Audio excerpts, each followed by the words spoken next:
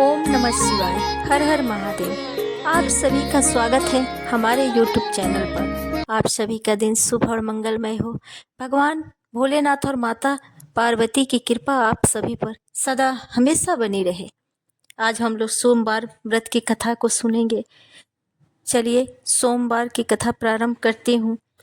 बांसकल नामक ग्राम में किसी समय एक बिंदुक नामक ब्राह्मण रहता था। वह बड़ा अधम था, दुरात्मा और महापापी था। यद्यपि उसकी स्त्री बहुत सुंदरी थी, तो भी वो कुमार्ग पर ही चलता था। उसकी पत्नी का नाम चंचुला था। वह सदा उत्तम धर्म के पालन में लगी रहती थी, तो भी वह दुष्ट ब्राह्मण वेश्यागामी हो गया था। इस तरह कुकर्म में लगे हुए उस बिंदुक के बहुत वर्ष व्यतीत हो गए। उसकी स्त्री चंचुला काम से पीड़ित होने पर भी स्वधर्म नाश के भय से कलेश सहकर दीर्घ काल तक घर से भ्रष्ट नहीं हुई, परंतु दुराचारी पति के आचरण से प्रभावित हो आगे चल के वो भी दुराचारिणी हो गई। इस तरह दुराचार में डूबे हुए उन मूढ़ चित्त वाले पति पत्नी का बहुत सा समय व्यर्थ बीत गया।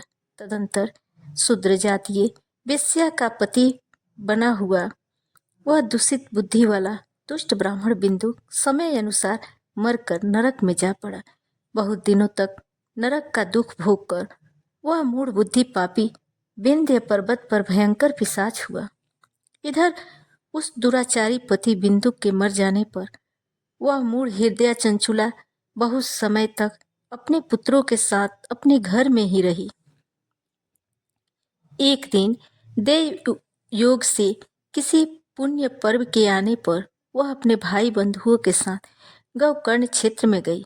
तीर्थयात्रियों के संग से उसने भी उस समय जाकर किसी तीर्थ के जल में स्नान किया। फिर वह साधारणतया मेला देखने की दृष्टि से बंधुजनों के साथ यत्र तत्र घूमने लगी। घूमती घामती किसी देव मंदिर में गई और वहां उसने एक देव यज्ञ ब्राह्मण के मुख से भगवान शिव की परम पवित्र एवं मंगलकारिणी उत्तम पौराणिक कथा सुनी।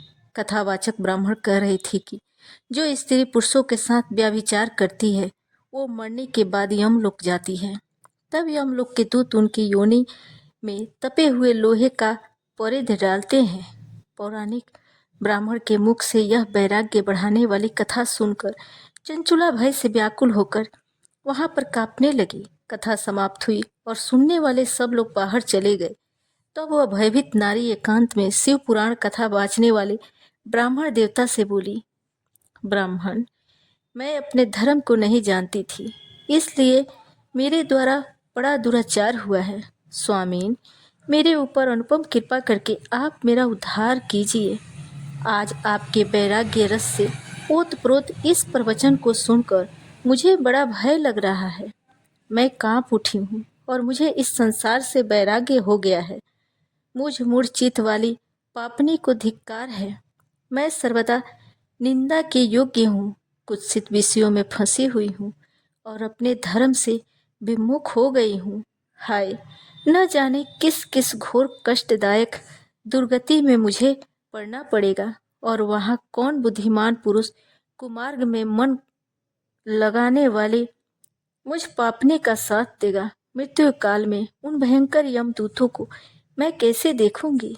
जब वे बलपूर्वक मेरे गले में फंदे डालकर मुझे बांधेंगे, तब मैं कैसे धीरज धारण कर सकूंगी? नरक में जब मेरे शरीर के टुकड़े टुकड़े किए जाएंगे, उस समय विशेष दुख देने वाली उस महायातना का वहां मैं कैसे सहूंगी? हाय, मैं मारी गई, मैं जल गई, मेरा हृदय विदीर्ण हो गया और मैं सब प्रकाश से नष्ट हो गई, क्योंकि मैं हर तरह से पाप में डूबी रही हूँ। ब्राह्मण, आप ही मेरे गुरु, आप ही मेरे माता और आप ही पिता हैं। आपके शरण में आई, मुझे दीन अबला पर आप ही उद्धार कीजिए। अब सूत जी कहते हैं, सौनक, इस प्रकार खेद और वैराग्य से युक्त चंचुला ब्राह्मण देवता के चरणों में गिर गई। तब उन बुद्धिमान ब्राह्मण ने उसे कृपा पूर्वक उठाया और इस प्रकार कहा, नारी, सौभाग्य की बात है कि भगवान शिव की कृपा से शिव पुराण की इस वैराग्य युक्त कथा को सुनकर तुम्हें समय पर चेत हो गया है। ब्राह्मण पत्नी, तुम डरो मत, भगवान शिव की शरण में जाओ। शिव की कृपा से सारा पाप तत्काल नष्ट हो जाता है। मैं तुमसे भगवान शिव की कृति कथा से युक्त उस परम वस्तु का वर्णन करूंगा जिससे तुम्हें सदा सुख देने वाली उत्तम गति प्राप्त होगी। शिव की उत्तम कथा सुनने से ही तुम्हारी बुद्धि पश्चाताप से युक्त एवं शुद्ध हो गई है। साथ ही तुम्हारे मन में विषयों के प्रति वैराग्य हो गया है। पश्चाताप ही पाप करने वाले पापियों के लिए सबसे बड़ा प्रायश्चित है। सत्पुरुषों ने सब के लिए पश्चाताप को ही सब पापों का शोधक बताया है। पश्चाताप से ही सब पापों की शुद्धि होती है। जो पश्चाताप करता है वही वास्तव में पापों का प्रायश्चित करता है, क्योंकि सत्पुरुषों ने समस्त पापों की शुद्धि के लिए प्रायश्चित का उपदेश किया है। वह सब पश्चाताप से संपन्न हो जाता है। जो पुरुष विधि पूर्वक प्रायश्चित करके निर्भय हो जाता है पर अपने कुकर्म के लिए पश्चाताप नहीं करता, उसे प्रायः उत्तम गति प्राप्त नहीं होती है। परंतु जिसे अपने कुकृत्य पर हार्दिक पश्चाताप होता है वह अवश्य उत्तम गति का भागी होता है, इसमें संशय नहीं है।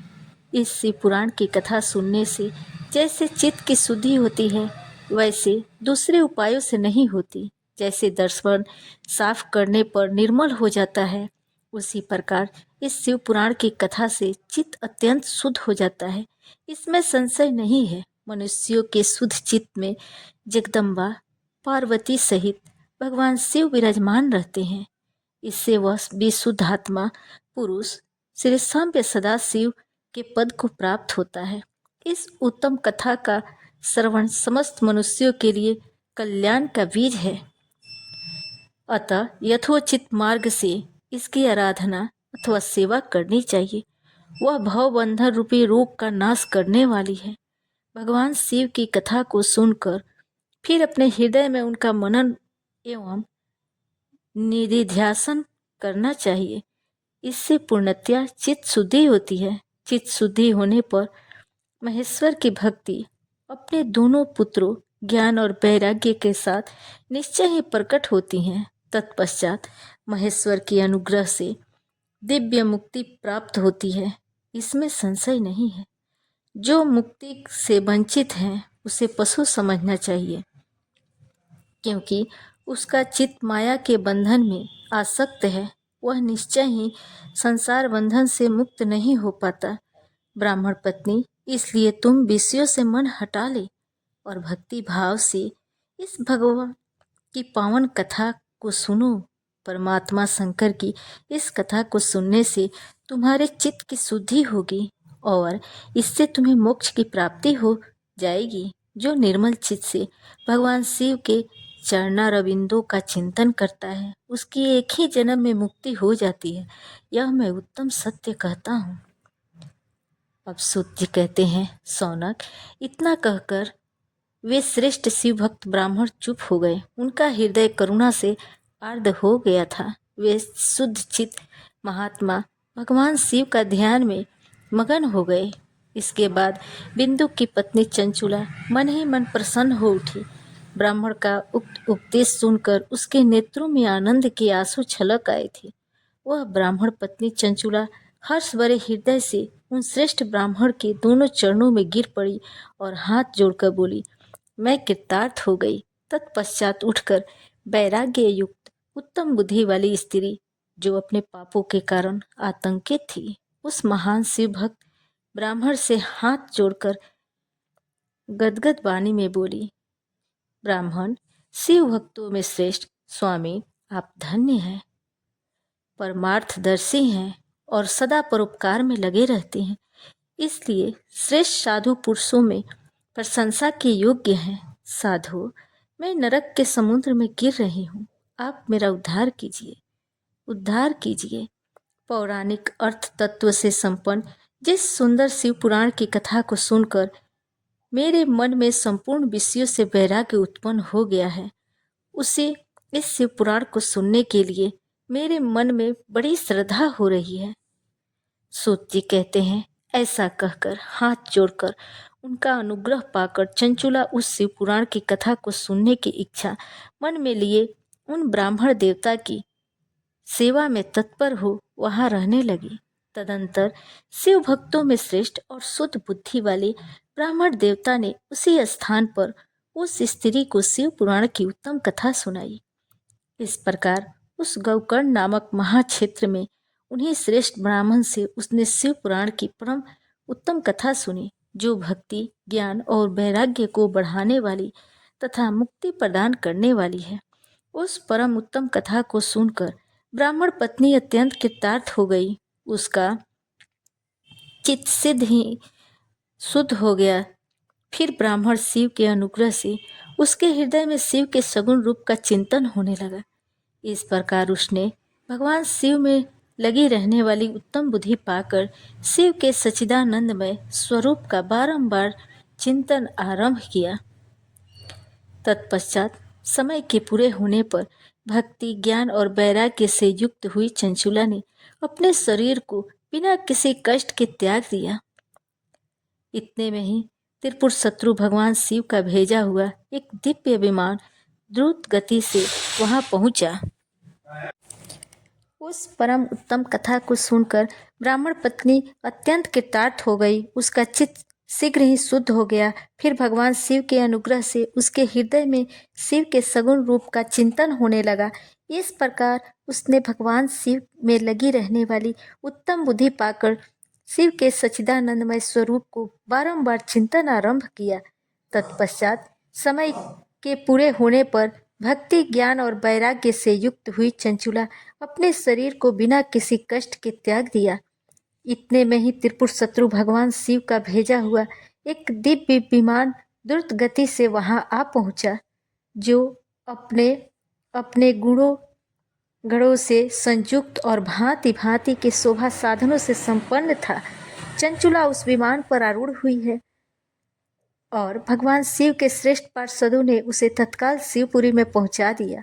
उसके सारे मल धुल गए थे। वह दिव्य रूप धारिणी दिव्यांगना हो गई थी। उसके दिव्य अवयव उसकी शोभा बढ़ाते थे।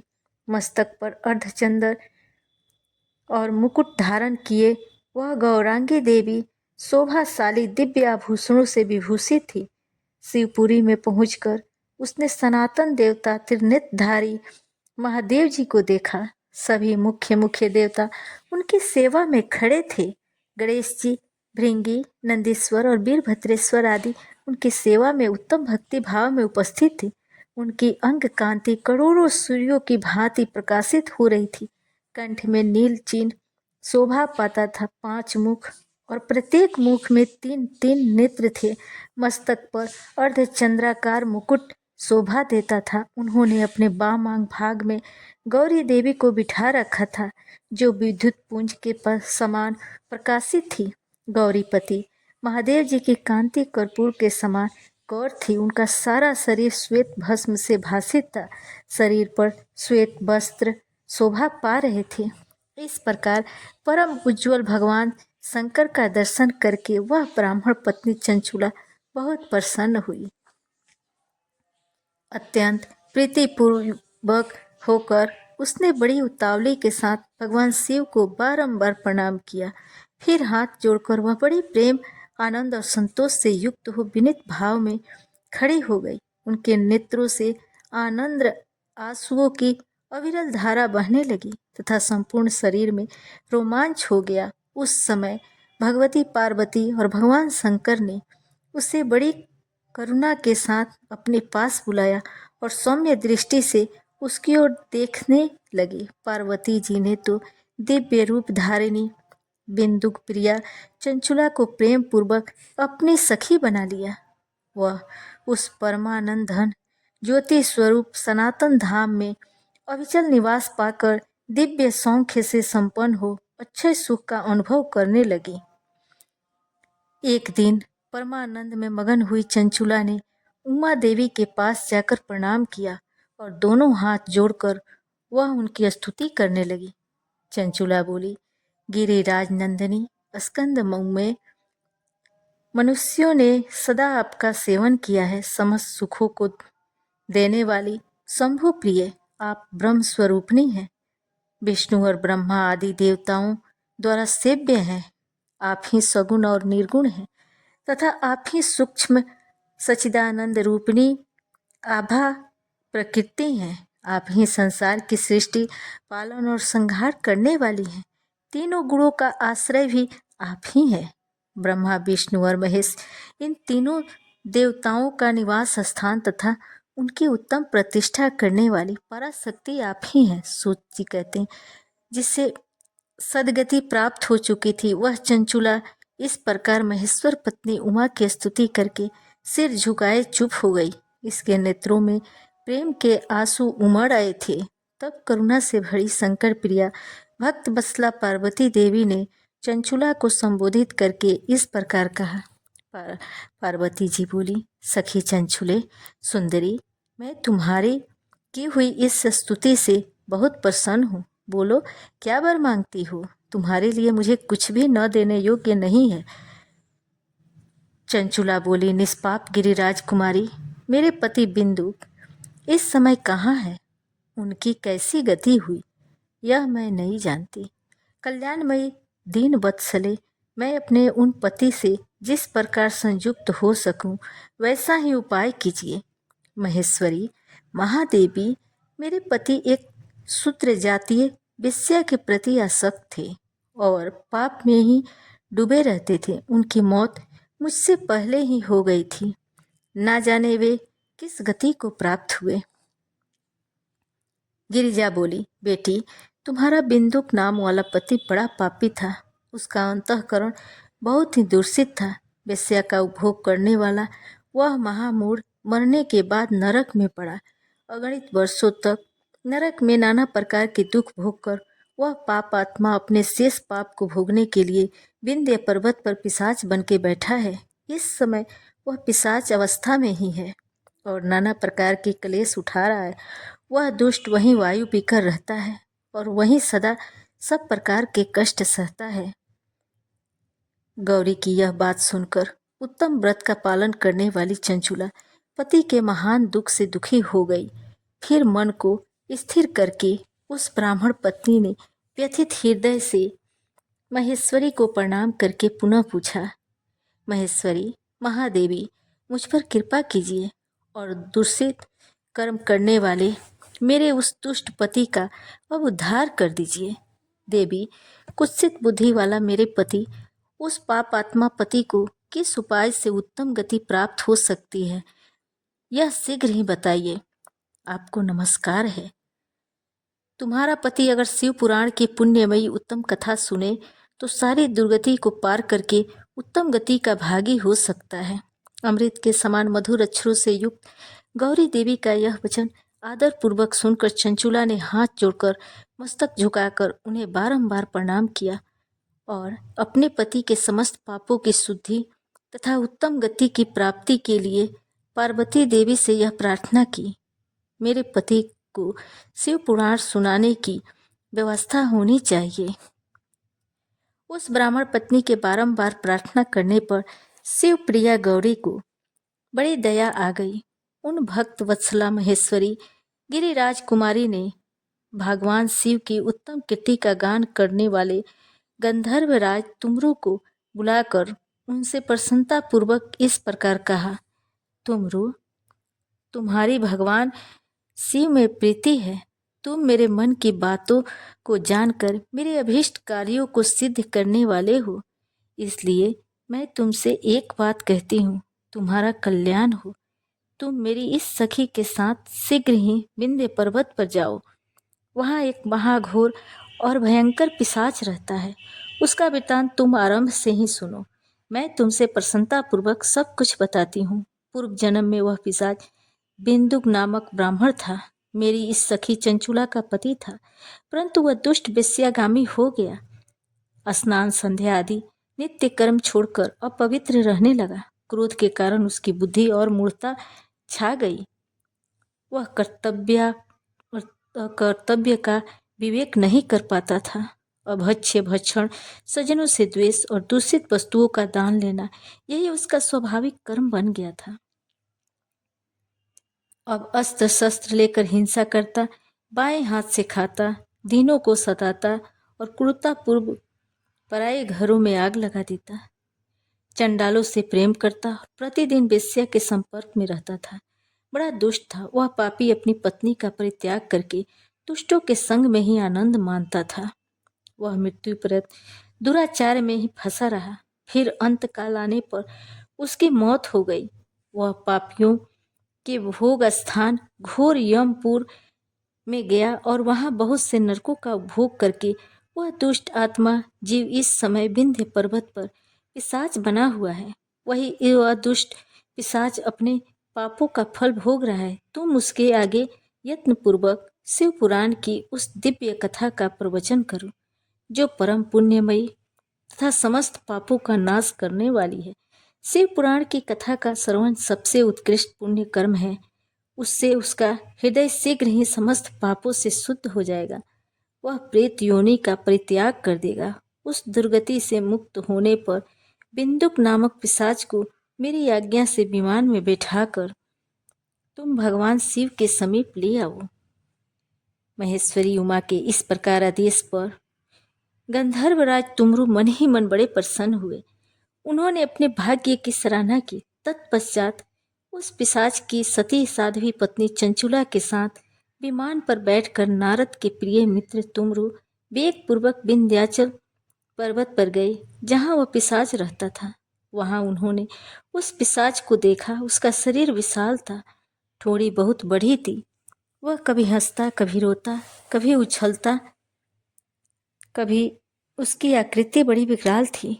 भगवान शिव की उत्तम कीर्ति का गान करने वाले महाबली तुमरु ने उस भयंकर पिशाच को पासों में बांध लिया। तुमरु ने शिव पुराण की कथा बाँचने का निश्चय करके महोत्सव युक्त स्थान और मंडप आदि की रचना की।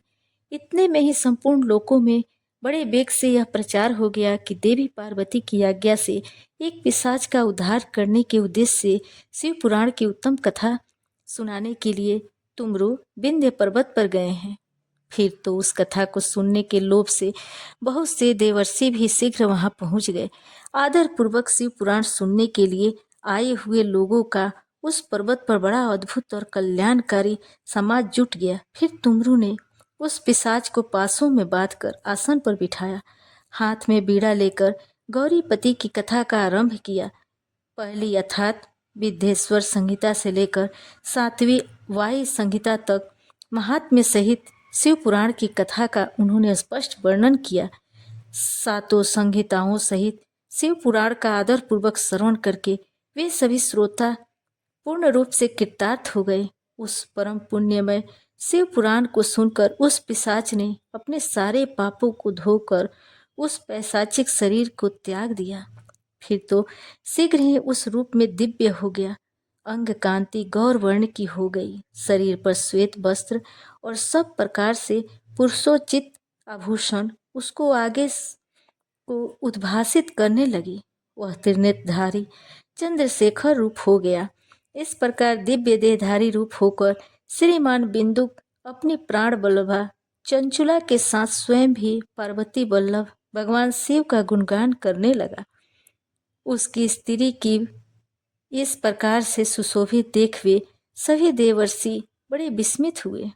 उनका चित्त परमानंद से परिपूर्ण हो गया। भगवान महेश्वर का वह अद्भुत चरित्र सुनकर वे सभी श्रोता परम कृतार्थ हो प्रेम पूर्वक श्री शिव का यशोगान करते हुए अपने अपने धाम को चले गए।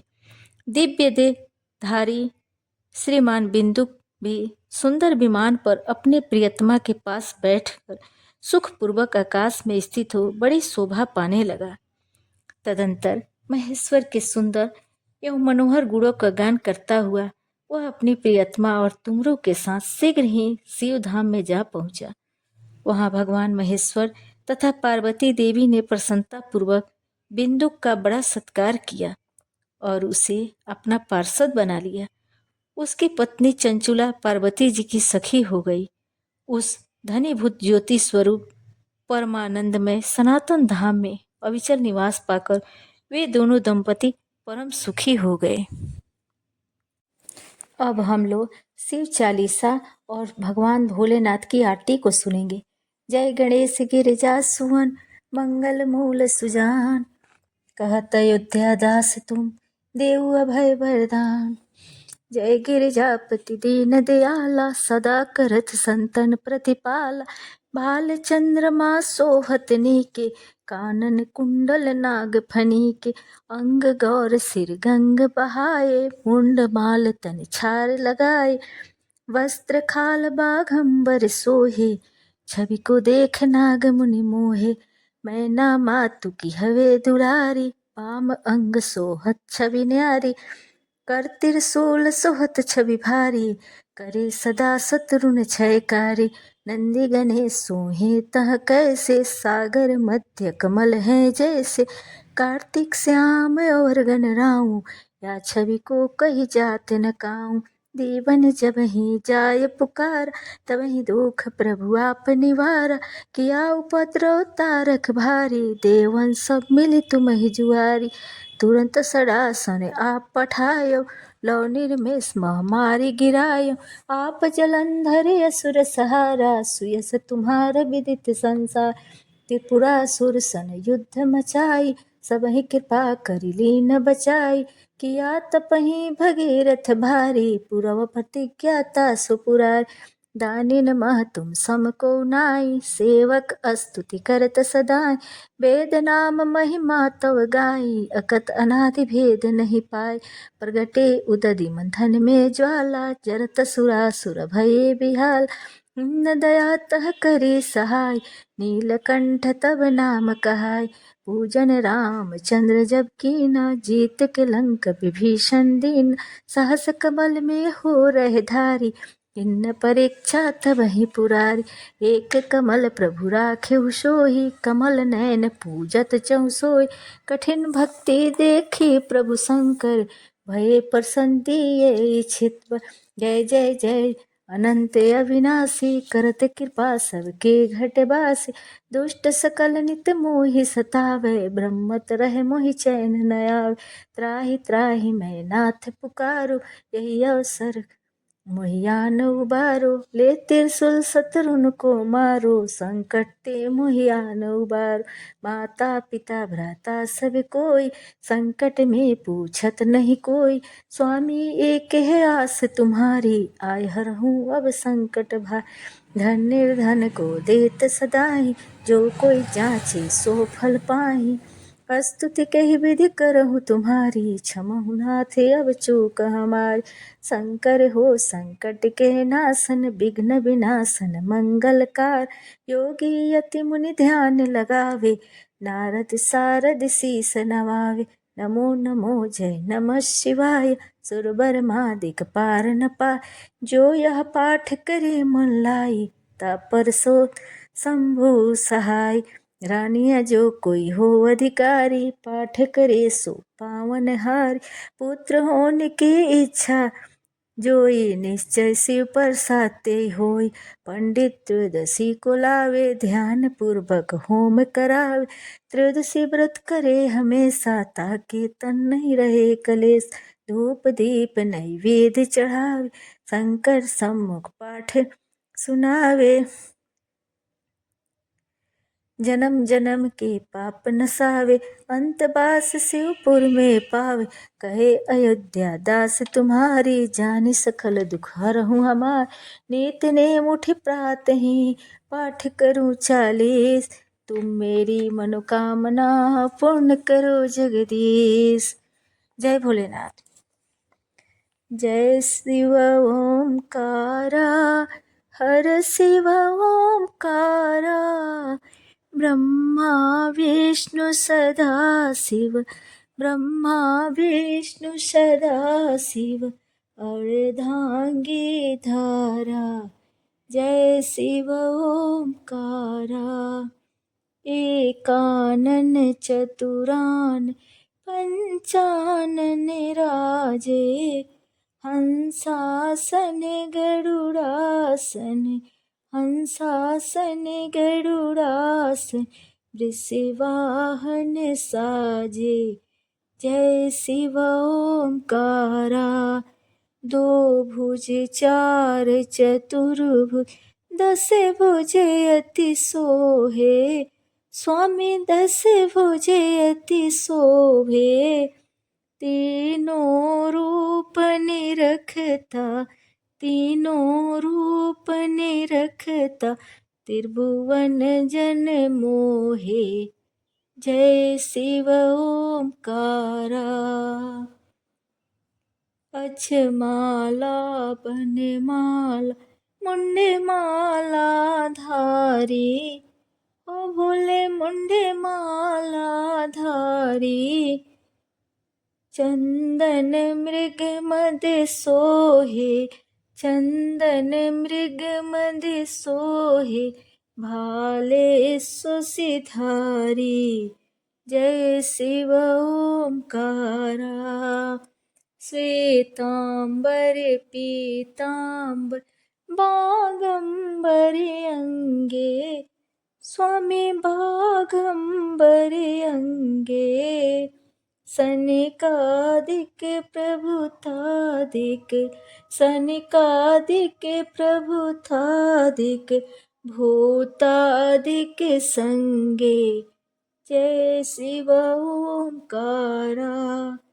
कर मध्य कमंडल चक्र त्रिशूल धरता, स्वामी चक्र त्रिशूल धरता, जग करता जग हरता, जग करता जग हरता, जग पालन करता, जय शिव ओंकारा।